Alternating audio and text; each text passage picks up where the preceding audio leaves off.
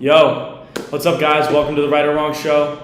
It's me, Tyler Christensen, Olympian here at University of Notre Dame, with my boy Goose, and we're going to get right down to it. Today, we got a lot of good stuff coming, don't we, Goose? A lot of great stuff. All right, let's start it off with our first take. We're going to come in hot. Where does Steph rank all time? Yeah, Steph Curry, you can't say too much about him.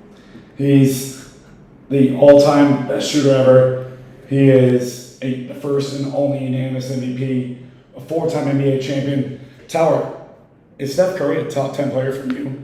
Steph Curry is a top 10 player for me. I think his impact on the game is unbelievable and underrated.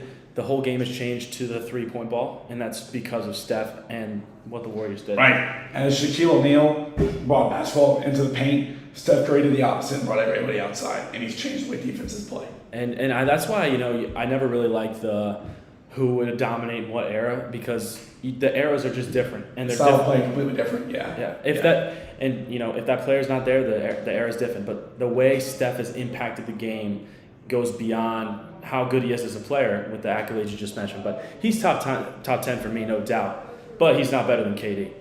He's not better than KD. Do you think that the two championships they won together, were those Warriors Steph's team or were they Kevin Durant's team? Everyone knows they're KD's team. And Steph knew it too. No. He was the leader and the heart and soul of both of those teams, and you know that. I disagree. You're trying to tell me... I think everyone knew that KD was the leader. KD got the ball. He was not the leader. He followed Draymond Green. He got the ball. He was a clown. He didn't do anything. He just went there to score points and win championships. It was Steph Curry's team the entire way. No way. How do you not think that? Because the guy that they trust with the ball in their hands as the game goes down the line, that's your leader. That's what everyone does. They put it in their hands. And you're saying Steph Curry never got the ball late in games? No, he couldn't because he can't close. He can't close like KD can. Steph Curry can't close. I don't think Steph's clutch at all. He's a top 10 player when he's not clutch. Yeah. He's a top 10 player, 10 greatest ever, but he's not clutch. I don't think he's clutch, man. I don't think he's that clutch. Wow. As I've watched him, dude. Wow. The one time that I've seen him clutch lately is in the Boston Celtics closeout games. That was a great performance by him to close it out. That was finals, winning the finals MVP. That really, I think, for a lot of people, including me, put him above Kevin Durant and into the top 10 rank. Because I think before that, he was about 15 for everyone. I think he's top 10, but I got Kevin Durant in my top 10. I think KD is 9, and I'll put Steph right at 10, and that's just me. So it's a small gap between them, you'd say? Oh, yeah, it's very small. I mean, the debate could go back and forth. It's not, crazy, but I'm going to take KD over Steph. Here's what I have to say. Steph Curry is the greatest shooter of all time. What is Kevin Durant the best at all time? What has he ever done that's been the best at all time? He's the greatest scorer ever. That's not true. Everybody knows Michael Jordan's the greatest scorer of all time. I'll take KD over MJ in scoring. Okay. He's a 7-foot guard with handles and can shoot from anywhere. And Michael Jordan was a 6-time Finals MVP. He was, but I'm just saying, based on pure scoring ability, I'm gonna take KD over Michael Jordan. Where do you see James Harden's scoring ability? 36 points per game in his peak for an entire season. That's unbelievable. KD's been averaging 27 points throughout his entire career. That is third all time behind MJ, who's 30.1. Who I think is the best scorer of all time. And I'm not alone in that. And Elgin Baylor. I think MJ is... Elgin Baylor. Yeah, what a dog. That dude was insane. But I'm taking KD. I think his scoring... I think, Jordan loved to have the ball and hog it. KD's putting up 20 shots and he's scoring 27 points. He's the most efficient scorer ever. He's probably putting up 15 shots and scoring 27 points. And Jordan's taking like 30 and he's getting his 30. He's taking 30 and getting 40, and it's 45. Whatever it may be. But that's the part of me that I think people don't really understand with KD is he's not out there shooting the ball every single time. No, he's not. He gets the ball. When he gets the ball, he's going to shoot, and he's going to make the bucket, and he's going to get his 30, and the team's going to win, and that's what he does. They've both impacted the game greatly. I like Steph Curry's impact better. I think he's accomplished more in the league. He changed the game, made it more outside, and kids these days, they're all shooting threes. They're doing all this stupid stuff they never did before Steph Curry came along because he revolutionized the game. That's why I think he's better than Kevin Durant, but I love that we both have him in the top 10. So KD's a unicorn, man. He's a unicorn. All right, moving on. We're going to break out our NFL rookie predictions. who we think is going to have a breakout season. Who do we think is under the radar? Someone people aren't really talking about, like Bryce Young or C.J. Stroud. These top picks. Those guys are not breakout rookies. They're starting week 1. So, Goose, who you got, man? I'd go with Will McDonald, the defensive end on the Jets. I like it. But I don't think you can say he's a breakout, under-the-radar rookie. The Jets are on Hard Knocks. He's in New York City, and he's been all over Hard Knocks. People have been talking about how great he is. So I'm not going to say Will McDonald, even though I think it'll be a great season. And he'll be a great player. I'm going to go with Dalton Kincaid, tight end for the Buffalo Bills. I hate that take. Shut it. Listen, the Buffalo Bills have a wide receiver 1 in Stephon Diggs. They don't have much of a wide receiver 2. They have a pretty weak wide receiver room overall, especially after not including Stephon Diggs. They don't have running backs that catch passes out of the backfield. And I think Dalton Kincaid, who lit it up in Utah, especially in big games, he torched USC. I think he's going to be really, really good. I think him and Dawson Knox in 2 tight end sets are going to be fantastic. And I think Dalton Kincaid can be an every down player as early as halfway through the season. I think he's going to become Josh Allen's safety valve pretty quickly. And I like him to put up, the Bills' tight end production last year was very low. They had I think, under 1,000 yards. That's why I'm worried about that pick. I think their offense will change a little bit now that you don't spend a first-round pick. That's true. You don't spend a first-round pick on a tight end unless you're going to use that tight end. He got drafted ahead of Michael Mayer, who's a fantastic player at Notre Dame. I think Dalton Kincaid will be electric this season. I think as the playoffs roll around, he's going to be that added piece that Bills have needed down the stretch late in the season. I just wonder about the Buffalo Bills themselves and how they're going to implement. That doesn't mean he can have a good season. I know, but you're saying they're going to change their scheme to fit to him, and change their scheme is a strong word, but I think Josh Allen will utilize his tight ends a little bit more than he has in the past. All right. I just have noticed, Buffalo Bills tight end production has been down, and It's true. I think Dawson Knox is still a solid tight end, so I'll be interested to see what the roles are going to be. Kincaid is just supremely talented, and I think he's a lot better than Dawson Knox. What do you think? Who's your breakout? Now, you're gonna come at me for this one, I know it, but I'm going Sam Laporta, the tight end from the Detroit Lions. We're both taking tight ends. That's unbelievable. Why? Listen, they got rid of T.J. Hawkinson. I know they got T.J. Hawkinson, but they got rid of T.J. Hawkinson. He's a Viking. Oh, that's right. They just traded him away, which is why I think Sam Laporta is going to come in there and do his thing. Because listen, Dan Campbell, he's a smash football guy. You got Sam Laporta. He's a big physical dude. He's gonna want to get him the ball, and that's just the way their scheme works. They'll definitely use the run game too with their blocking. Yeah, and I think that his production breakout year is going to go beyond just the numbers for them. He's going to be an every down guy, and Detroit's receiving is iffy. You've got a bunch of young talent, but where is their role going to come in? Jameson Williams coming back this year. Yep. Obviously, Amon-Ra, he's good. He's that guy. He's that guy for them.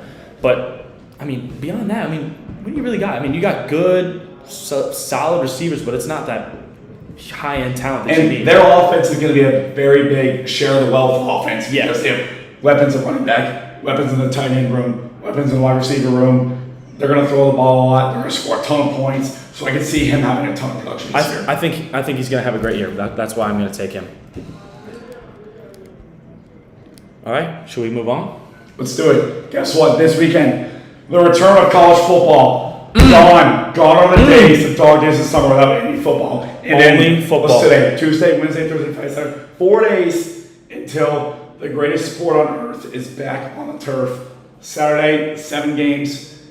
Do you want to talk about our game picks for all 7 games? Yeah, Goose. Why don't we break it down? Why don't you give me? Yeah, all right. So I'm going to go from most boring to least boring, most fun games. To start off, 2 bottom 10 feeder teams in all of FBS duking it out. UMass and New Mexico State. I think New Mexico State's a 7.5 point favorite. Who you got there? I'm gonna take New Mexico State. New Mexico State. Yes, sir. Yeah. Okay. I'm gonna take New Mexico State. Honestly, there's not much I can say. I haven't looked at any of the tape on them. I just like them better. They seem like a bigger school. Chances are a bigger school's gonna be better. The Minutemen, UMass, they've always sucked. In my lifetime, I don't think I've seen them win a football game. Not the one that I can remember, at least. So I'm also going to pick New Mexico State. All right, I like it. What's next? FIU and Louisiana Tech. Wow. I'm going to go Louisiana Tech on this, actually. Yep. Okay. I think their program's made some pretty good strides the past few years. I think They're not horrible. I think they're ranked at some point for like maybe 1 week. I think you're right. I think I remember that. Yeah, they're like 24th or something. So they definitely got some talent in the room. They're okay. And I just think they'll probably have a slight edge on them. Yeah. I think that's an 11.5 point line, by the way, in Louisiana Tech's favor. Okay. Next up, UTEP and Jacksonville State. Another Florida team, and UTEP from El Paso, Texas, which is basically Mexico. I'm going to take UTEP. You got UTEP? I'm going to take UTEP because they crank out some good talent. They do. And I think talent's going to just win in college football. It does. And I bet you they got some gems in there. Yeah, I agree. I'm also going to take UTEP. I can't not take the team from Texas. I'm sure. I mean, for God's sakes, these games don't mean a whole lot. It's not like we watch a lot of film on UTEP, but I got to take my team from Texas because it's Jacksonville State. I don't give a hoot. Give a hoot about UTEP or Jacksonville State. Also, give me the Miners from UTEP. Now, next up, Hawaii.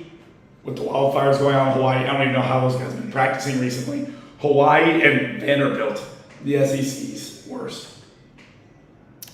Hawaii. You're taking Hawaii. I'm going to take Hawaii. The Rainbow Warriors. I'm going to take the Rainbow Warriors. Wow.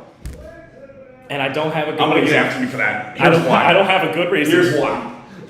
The recruits for SEC schools, even those like Vanderbilt that are not as prestigious football programs, the recruits that go there and the recruits that go play football Hawaii are very different. Vanderbilt's going to be bigger, faster, SEC. Stronger, more talented. And I don't think there's any way they lose to Hawaii. Vanderbilt also had an under-the-radar, very good season last year. I think they almost were bowl eligible and an obviously very competitive SEC. So give me Vanderbilt in that game. All right. Now next up, here's one for you. San Jose State and USC. USC? University of Southern California, the Trojans. Oh, come on. I'm taking USC. Yeah, good take. Yeah, come I on. can get behind you on that one. Yeah, Heisman winner. They're gonna win. They're gonna win their home opener. I I think they got a really good shot to make the college football playoff too. If they just. What's their ceiling? Can they win the national championship? Do you trust their defense enough? No, I don't. You don't think they win the national championship? I don't trust their defense enough. I think I need to see more of their season to be able to get a better take, because if you have an all-time offense like LSU, then you've got a great shot. But LSU still has a little solid defense. I don't see that defense anywhere comparable to LSU's reign, as well as their offense. I mean, I think LSU is the greatest college football team ever. But Georgia? I'm gonna go LSU. Greater than that. Okay. So I think USC can win the national championship. I think they're going to be great. And I think they're the cream of the crop of the Pac-12 once again. I think this year they will get it. Or the Big Ten soon. Soon to be Big Ten. Last year in the Pac-12. I think they'll go out with a bang. Finally get past Utah, who's beat them 2 years in a row, and won the Pac-12 2 years in a row. Now, next on the list, our favorite, Navy and Notre Dame in Ireland. Well, I'm an Annapolis guy, man. I just love the cadets. All my respect to them. Respect to my dad in the service. But Navy's getting washed. Yeah, Navy's getting washed. Yeah, they are. Notre Dame's finally got a quarterback. Sam Hartman. Yep. And I'm telling you. He's a real deal. ACC all-time leader in passing touchdowns at Wake Forest. Yeah. It's going to make the world a difference. They're not going to have to rely entirely on the run game. And I don't think they're going to ask him to do too much. I just think they're going to ask him to do what he needs. He's going to, convert that third down pass, make the simple, easy throws. You don't got to do too much with it. And I think his pocket presence is something that Notre Dame hasn't had in a while. So I think, Book was more of the scrambler. I don't think he was as accurate with the ball. Definitely not. And look at what Book took him. I mean, they went to the college football playoff. I can only imagine someone like Sam Hartman, what he can do for them. For sure. Absolutely. I fully agree with that. I'm going to take Notre Dame there too. Tower. Notre Dame has 3 huge games this year. Clemson on the road, Ohio State at home, USC at home. Of those 3, how many do you think they win? I think they win 2. You think they win 2? I think they'll win 2. I have my concerns about Notre Dame. I'm going to give them one of those 3. 2 would be great. I'd love to see it. I think they drop 1, and I think they're going to put together the back end of their schedule pretty well. If they drop one of those, do they have to win the rest of their games? Yes. And if they only drop one and win the rest of the games, do you think they're making the playoff? That's just what it is. But I think they'd have a great shot. They're fighting with one hand behind their back, not being in the conference, not having that conference championship game. Yes, So, but being an independent, they've had really good opponents. I mean, all those guys are gonna, if they can win 2 of those games, I think it shows, hey, Notre Dame's not that team that's going to back down in those big games. They got a good shot to do something. the criticism of Notre Dame never playing a hard schedule, those people have to show up now because Notre Dame has a brutal schedule all year long. Yep. Now, last game, Ohio, not Ohio State, and the San Diego State Aztecs. Who do you got? I'm going to take the Aztecs. Yeah. I've seen San Diego State play some very good football in the last 2 years, and I definitely like them better than Ohio State's little brother. So, Yeah. Yeah, I'm going to take the Aztecs too. yeah. So it's going to be exciting, man. Really excited for college football to be back. I can't We're wait. going to have that to talk about. It's going to be awesome. Can't It's wait. going to be so awesome. Last thing, Notre Dame 20.5-point favorites in Ireland. Do they cover 3 touchdowns? No, I don't think they cover. Good teams win, great teams cover. If you think they're going to be a great team, you don't think they're covering? I don't think they're covering. Wow. Navy put up quite the fight last year. The triple option is just something that's going to dominate the time clock. Option, yeah. It's going to dominate the time of possession, and I don't know if they're going to be able to, especially with how Notre Dame starts out the year. Look at that, they started out with Marshall. True. So I don't really like how Notre Dame's going to come out the gate. I think they're going to win. I don't think they're going to cover though.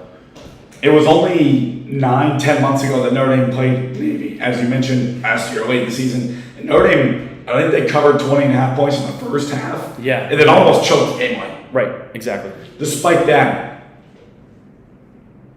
give me the Irish all the way. Yeah. Give me the Irish and give me the Irish spread. I'd love to hammer the Irish spread. But as NCAA athletes, we cannot sports bet on football. And we do not sports bet on football. A true shame. No, we don't. A true shame, but if I was a betting man, I'd hammer Irish spread. Next up, Tower. College football's back this weekend. The NFL's back next weekend. Yes, sir. Do you have a team that you've seen their win total and you say, I like the over, I like the under. Give me the over or the other. Who do you think? Now, listen, Vegas is Vegas for a reason.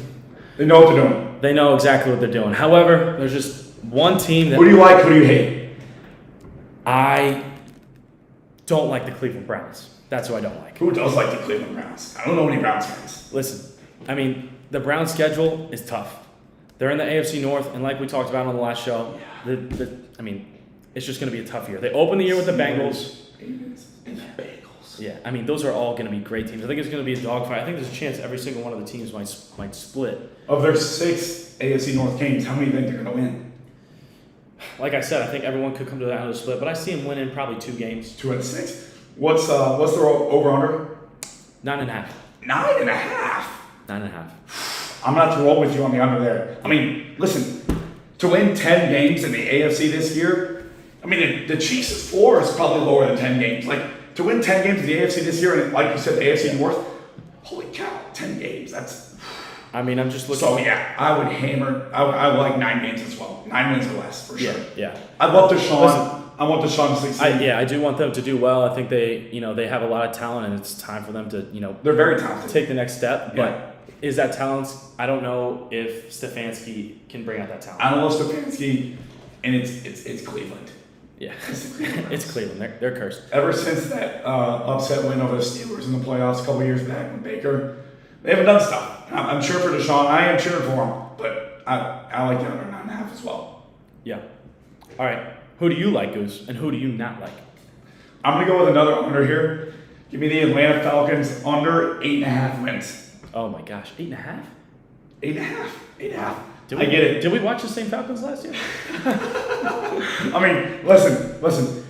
Everything we just said about the Browns is the opposite for the Falcons. They play in the weakest division in the weaker conference in football. So they're going to have a much easier schedule. They do. I've looked at their schedule. It's pretty relaxed. But 7.5 is a lot. I mean, that's almost a 500 team. Yeah. 8 wins, you're 8-9, you're probably knocking on the door in the playoffs in the NFC South. Here's why I like the Falcons under 8.5. They're not talented. They don't have a quarterback. I'm not high on Desmond Ritter. They don't have a quarterback. They don't have a wide receiver room. It's a quarterback league, And by the way. it's a quarterback league. And I don't think they have 3 quarters of a defense. I mean, they have They have some guys on the outside. They have some corners. And then going back to offense, like they have Kyle Pitts, Desmond Ridder. He was fine. Arthur clearly doesn't like Kyle Pitts with how many targets he got last year. That's a good point. He really does not like him. They drafted Bijan in the first round, which they have Tyler Algier. They got great production from guys who were undrafted, drafted like the 5th round last year. So why would you take the 8th pick in the draft, on a running back? Bijan's awesome, hook him, but I mean, come on, you don't take a running back first round, especially not 8th. I hated that pick. I don't think they're going to win 8.5 games. I think I have them going 7 and 10. Yeah. I think they'll probably. They'll split a lot. They'll probably lose both games to the Saints. I kind of like the Saints. I like the Saints too. They have a quarterback. They're not fucking dumb. I think Desmond Ridder will improve as the year goes, but I do not see his team winning 8.5 games. No, not a shot. I like it. All right. There you have it. Well, why don't we get into our last take, man? What do we got? Andy Reid, man. Is he the GOAT? Is he the GOAT coach? The GOAT NFL coach? The greatest of all time. I've heard crazier stuff. Is he the GOAT to you? Make your case. All right. I think that Andy Reid has a very strong argument for him to be the GOAT. You think he could be the GOAT? You'd argue he's the GOAT? I think he can be the GOAT. And I think because of how recent events have gone, since Tom Brady has left New England, because obviously you're going to say Bill Belichick's the greatest. But as you look at how things have been since Tom Brady left, the Patriots have not been successful. Not even close. Not even close to successful by their standard and Bill Belichick's standard. And they still have very good defenses. Everywhere Andy Reid goes, there is success. When he was in Philly, I know he didn't bring a Super Bowl. He went to the Super Bowl. He did. They're in the NFC Championship game 3 or 4 times. He also lost to Bill Belichick's Patriots. We can go into that about whether or not the Patriots treated that year as well with the Spygate. But, I mean, looking at how he's been, Andy Reid, he's been successful everywhere he's been. Not just success, but superb success. AFC Championship, I think every year with Patrick Mahomes. 5 years in a row. Yeah, I mean, that's unreal. That's dynasty on 2 NFL teams, really. I mean, you could argue dynasty, but I mean, the Birds are okay, I won't go dynasty, but contender for a real top 4 contender in the Super Bowl. If you're in the conference championship game, that's talent everywhere, man. And look at the people he's coached. I mean, Belichick does a great job of filling roles, but Andy Reid does a great job of developing talent. He does. Extremely innovative. Yeah. I mean, nobody's ever seen an offensive coach like him. And he's been able to stick with this game for so long. He's been around a long time. Are you ready? Go ahead. You're an idiot. Here's why.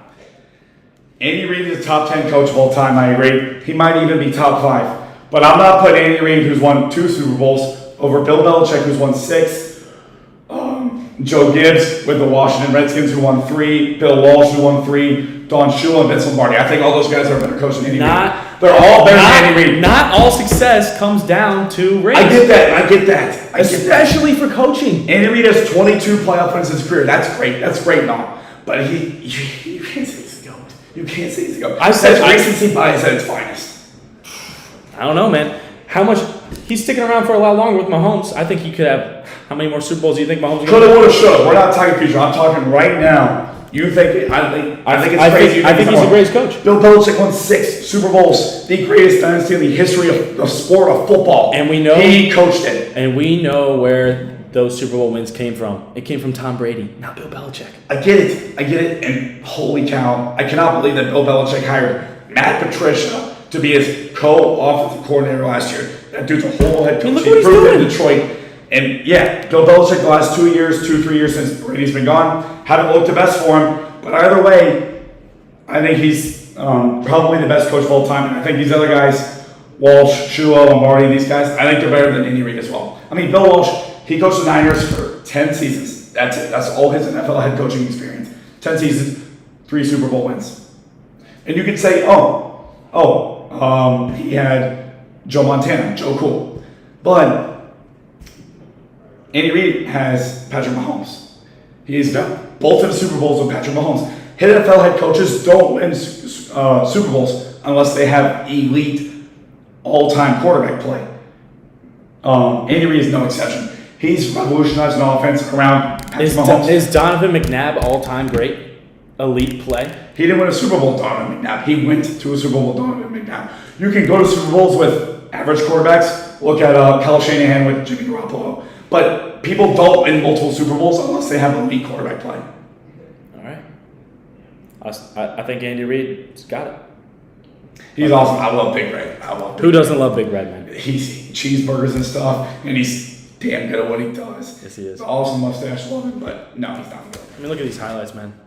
Kick, punt pass kick competition as a 13-year-old, absolute unit. You got Andy Reid. He goes home, and what does he do? He eats cheeseburger. Look, Patrick Mahomes saying he's chill. He's just like a dude. People are intimidated by Belichick. Andy Reid, what a great guy. Hey, you ready? How about them Come on. Chiefs? It doesn't get better than that. He still has to go. Not even close. All right, well, that's your opinion. These other guys have a more strong resume.